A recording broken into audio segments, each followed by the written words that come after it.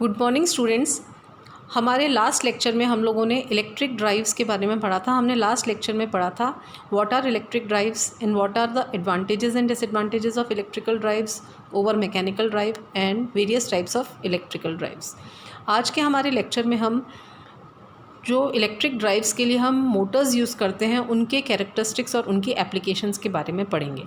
तो यहाँ पे आज के लेक्चर में हम लेंगे डीसी मोटर्स को।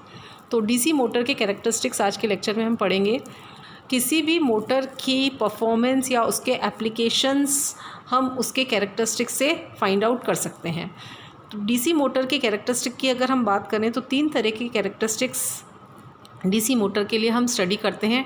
Torque versus armature current characteristic, speed versus armature current characteristic and torque versus speed characteristic. यहाँ पे हम सबसे पहले लेंगे डीसी सीरीज़ मोटर के कैरेक्टरिस्टिक्स एंड एप्लीकेशंस। तो डीसी सीरीज़ मोटर की बात करें तो डीसी सीरीज़ मोटर में क्या होता है, जो फील्ड वाइंडिंग है वो सीरीज़ वाइंडिंग के जो वो आर्मेचर के सीरीज़ में लगी हुई होती है, इसलिए हम इसे कहते हैं डीसी सीरीज़ मोटर। तो फर्स्ट टाइप ऑफ कैरेक्टरिस्टिक्स जो हैं डीसी सीरीज़ मोटर के वो हैं torque armature characteristic. Torque armature characteristics क्या है? टॉर्क और आर्मेचर करंट के बीच के ग्राफ को हम कहते हैं torque armature characteristics. DC series motor के अंदर जो टॉर्क की इक्वेशन है वो हम जानते हैं, उस इक्वेशन के अकॉर्डिंग टॉर्क जो है मोटर का that is proportional to phi Ia, where phi is the flux per pole and Ia is the armature current up to saturation. But after up to saturation क्या हो रहा है कि armature में, क्योंकि फील्ड वाइंडिंग जो है आर्मेचर के सीरीज़ में लगी हुई है, इसलिए फील्ड वाइंडिंग में फ़्लो होने वाला करंट आर्मेचर करंट के बराबर है और फ्लक्स जो है वो डिपेंड करता है फील्ड करंट के। देयरफॉर हम कह सकते हैं फ्लक्स जो है वो प्रोपोर्शनल होगा Ia के, देयरफॉर टॉर्क जो है वो प्रोपोर्शनल हो जाएगा Ia स्क्वायर के। लेकिन after saturation of the core, जब कोर सेचुरेट हो जाएगी उस वक्त फ्लक्स जो है वो करंट Ia पे डिपेंड नहीं करेगा और कांस्टेंट हो जाएगा, और टॉर्क जो है T जो कि प्रोपोर्शनल है phi Ia के, इसमें phi कांस्टेंट हो जाएगा तो torque will be proportional to Ia। तो इसलिए लाइट लोड्स जहाँ पे यूज़ होते हैं वहाँ पे सीरीज़ मोटर में टॉर्क जो है प्रोपोर्शनल होगा स्क्वायर ऑफ आर्मेचर करंट, लेकिन सेचुरेशन के बाद में torque will be proportional to Ia। Therefore up to saturation जो ग्राफ मिलेगा टॉर्क और आर्मेचर करंट के बीच का वो पैराबोलिक होगा और उसके बाद में ग्राफ जो है एक स्ट्रेट लाइन के रूप में हमें मिलेगा। नेक्स्ट कैरेक्टरिस्टिक्स जो है इसकी वो है speed current characteristic. Speed current characteristics जो है स्पीड और आर्मेचर करंट के बीच के कर्व को हम कहते हैं स्पीड करंट कैरेक्टरिस्टिक। किसी भी डीसी मोटर के अंदर हमें पता है EB जो है that is equal to back EMF बराबर होता है phi ZNP upon 60A, where इस इक्वेशन को अगर हम रीअरेंज करके लिखें तो हम लिख सकते हैं N जो है वो बराबर हो जाएगा 60A EB upon P phi Z। इस इक्वेशन के अंदर A, P और Z जो हैं वो कांस्टेंट्स हैं, तो हम इस इक्वेशन को लिख सकते हैं N जो है is proportional to EB upon phi। Further हमें पता है बैक EMF जो है डीसी मोटर के अंदर EB जो है बराबर होता है V minus IaRa, where V is the applied voltage and IaRa is the armature resistance drop. Therefore हम कह सकते हैं speed in DC motor N is proportional to V minus IaRa upon phi। इस इक्वेशन के अंदर IaRa जो है इसको हम निगलेक्ट कर सकते हैं because this is armature resistance drop which is very small as compare to applied voltage. तो N जो है वो प्रोपोर्शनल हो जाएगा V अपॉन phi के। V कांस्टेंट है तो हम कह सकते हैं N is proportional to 1 upon phi। Therefore अगर और phi हमें पता है कि ये प्रोपोर्शनल है Ia आर्मेचर करंट के, देयरफॉर हम कह सकते हैं N जो है इज़ प्रोपोर्शनल टू phi या N is proportional to 1 upon Ia। तो देयरफॉर जैसे जैसे जब आर्मेचर का करंट बढ़ाएंगे हम या उस पर लोड बढ़ाएंगे तो उसकी स्पीड जो है वो क्या होगी, कम होगी, और इसलिए हम कह सकते हैं कि बहुत कम करंट पे क्योंकि जैसे जैसे आप आर्मेचर का करंट बढ़ाओगे वैसे वैसे स्पीड उसकी कम होगी, और आर्मेचर का करंट कम करोगे तो स्पीड उसकी बढ़ेगी। तो कम आर्मेचर करंट कम होने का मतलब ये है कि जैसे जैसे हम मोटर को पर से लोड हटा रहे हैं वैसे वैसे उसकी स्पीड कम होगी। तो डीसी सीरीज़ मोटर को कभी भी नो लोड पर नहीं चलाना चाहिए, क्योंकि अगर आप इसको नो लोड पर चलाओगे तो इसकी स्पीड जो है बहुत एक्सेसिवली हाई हो जाएगी, जो कि मोटर को डैमेज कर सकती है। थर्ड कैरेक्टरिस्टिक जो है इसके वो है speed torque characteristics. Speed torque characteristics again क्या है, स्पीड और टॉर्क के बीच का कर्व है। टॉर्क हमें पता है is proportional to phi therefore speed जो है स्पीड टॉर्क कैरेक्टरिस्टिक जो हैं डीसी सीरीज़ मोटर के वो सिमिलर होंगे स्पीड आर्मेचर कैरेक्टरिस्टिक्स के। तो यहाँ पे हम देख सकते हैं तीनों कैरेक्टरिस्टिक्स यहाँ पे शो करे गए हैं डीसी सीरीज़ मोटर के। टॉर्क आर्मेचर कैरेक्टरिस्टिक जो कि आपको मैंने पहले भी बताया, torque is proportional to phi IA up to saturation parabolic होगा, आफ्टर सेचुरेशन phi कांस्टेंट हो जाएगा तो ये स्ट्रेट लाइन हो जाएगा। नेक्स्ट कैरेक्टरिस्टिक थे इसके speed versus armature current characteristic. इसके अंदर भी आपको बताया स्पीड जो है इन्वर्सली प्रोपोर्शनल है फ्लक्स के या इन्वर्सली प्रोपोर्शनल है आर्मेचर करंट के। तो जैसे जैसे अपन आर्मेचर करंट बढ़ाएंगे वैसे वैसे स्पीड इसकी कम होगी और आर्मेचर करंट कम करने पर स्पीड इसकी बढ़ेगी। Similarly speed versus torque characteristic identical है स्पीड वर्सेस आर्मेचर कैरेक्टरिस्टिक के, जो कि अगेन आप देख सकते हैं जैसे जैसे आप आर्मेचर करंट बढ़ा रहे हैं वैसे वैसे टॉर्क बढ़ रहा है और स्पीड उसकी कम हो रही है। Applications of DC series motor. Series motors अभी हमने देखा कि इसका टॉर्क जो है is proportional to phi IA and phi is proportional to IA, therefore torque is proportional to square of armature current IA square. तो इसलिए इनका स्टार्टिंग टॉर्क हाई होता है। तो इसलिए इन डीसी सीरीज़ मोटर को हम जहाँ पे हमें हाई स्टार्टिंग टॉर्क चाहिए उन एप्लीकेशंस में यूज़ करते हैं, जैसे hoist, cranes, electrical locomotives, elevators etcetera. DC shunt motor characteristics and applications. DC shunt motor जैसे नाम से ही पता है आप लोगों को कि इसके अंदर जो फील्ड वाइंडिंग है वो आर्मेचर वाइंडिंग के पैरेलल में लगी हुई होती है, इसलिए हम इसे शंट मोटर कह रहे हैं। तो क्योंकि फील्ड वाइंडिंग आर्मेचर वाइंडिंग के पैरेलल में लगी हुई है तो फील्ड वाइंडिंग में फ्लो होने वाला करंट क्या हो जाएगा, कांस्टेंट करंट रहता है और आर्मेचर करंट डिपेंड करेगा लोड पे।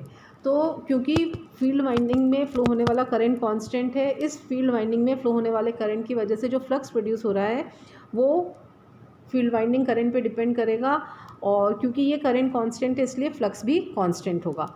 तो यहाँ पे हम इसका फर्स्ट कैरेक्टरिस्टिक ले रहे हैं torque current characteristic. Torque is proportional to phi IA।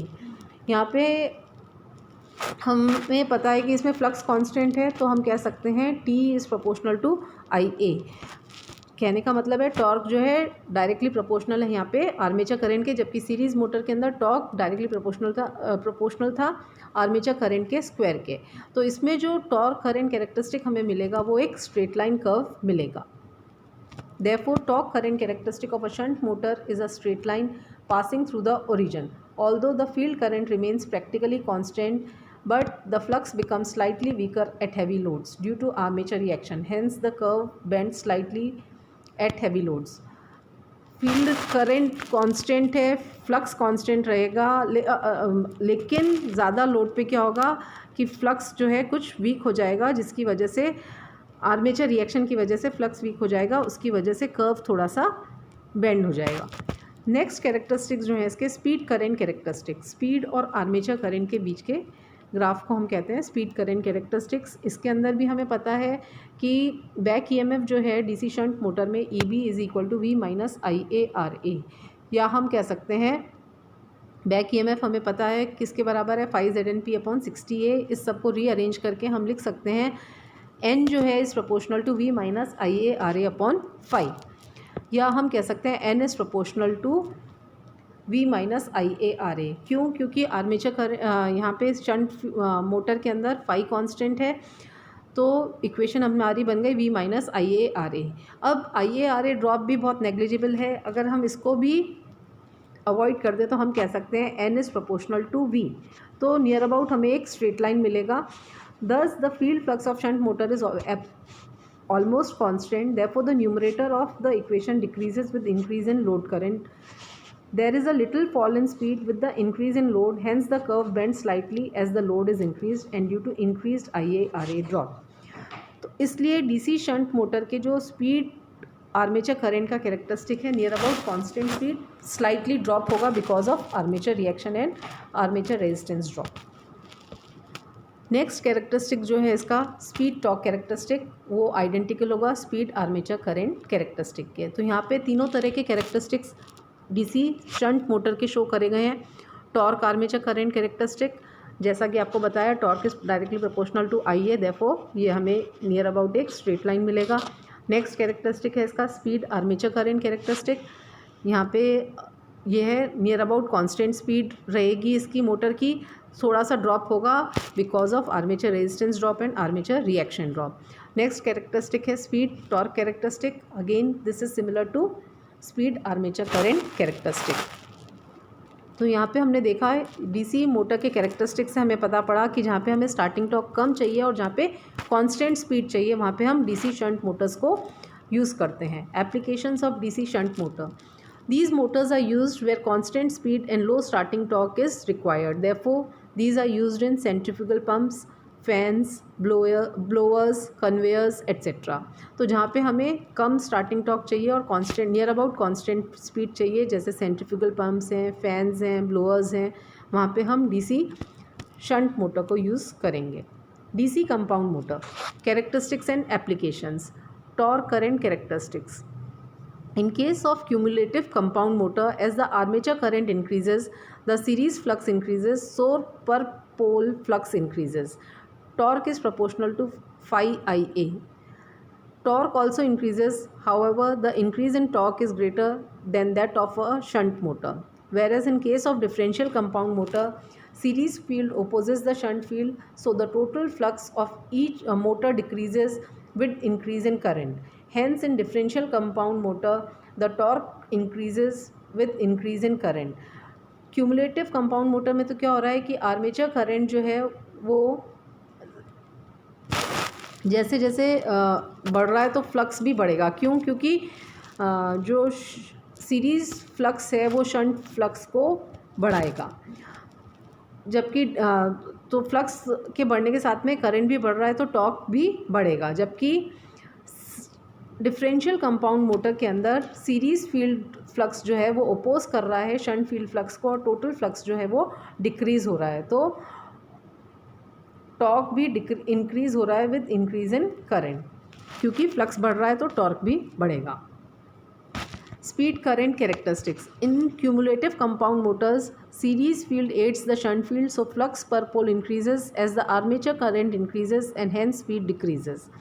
Whereas in differential compound motor, series field opposes the shunt field, so flux per pole decreases as the armature current increases and hence speed increases. Cumulative compound motor के अंदर क्या हो रहा है कि series field flux जो है वो शंट फील्ड फ्लक्स को बढ़ा रहा है, उसमें उसके सेम फेज़ में है तो दोनों आपस में ऐड हो रहे हैं और रिजल्टेंट फ्लक्स को बढ़ा रहे हैं। तो जैसे जैसे आर्मेचर करंट बढ़ेगा फ्लक्स बढ़ेगा तो स्पीड जो है इन्वर्सली प्रोपोर्शनल है फ्लक्स के, n इज़ प्रोपोर्शनल टू 1/5। तो जैसे जैसे फ्लक्स बढ़ेगा वैसे वैसे स्पीड कम होगी। Whereas in differential compound motor total flux जो है क्या होगा वो कम हो जाएगा, फ्लक्स कम हो जाएगा तो क्या हो रहा है कि स्पीड जो है मोटर की बढ़ जाएगी। इसी तरह से स्पीड टॉर्क कैरेक्टरिस्टिक की बात करें तो अगेन नेट टॉर्क जो है क्यूमुलेटिव कंपाउंड मोटर में आर्मेचर करंट बढ़ने से कम होगा और उसकी स्पीड जो है वो बढ़ जाएगी। And for differential compound motor net flux जो है वो कम होगा, नेट फ्लक्स कम होने से टॉर्क जो है वो कम होगा और टॉर्क जो है वो कम होगा और स्पीड उसकी बढ़ जाएगी।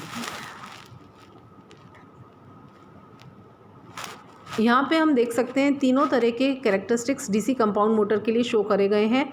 Torque versus armature current characteristic, जो स्ट्रेट लाइन कैरेक्टरिस्टिक हैं वो तो है डीसी शंट मोटर के लिए। इसके नीचे डीसी डिफरेंशियली कंपाउंड मोटर के कैरेक्टरिस्टिक शो करे गए हैं और इसके ऊपर डीसी क्यूमुलेटिवली कंपाउंड मोटर के कैरेक्टरिस्टिक्स हैं। नेक्स्ट कैरेक्टरिस्टिक है speed versus armature current characteristic. Speed versus armature current characteristic में जो स्ट्रेट लाइन है नियर अबाउट वो तो शो कर रही है डीसी शंट कैरेक्टरिस्टिक के।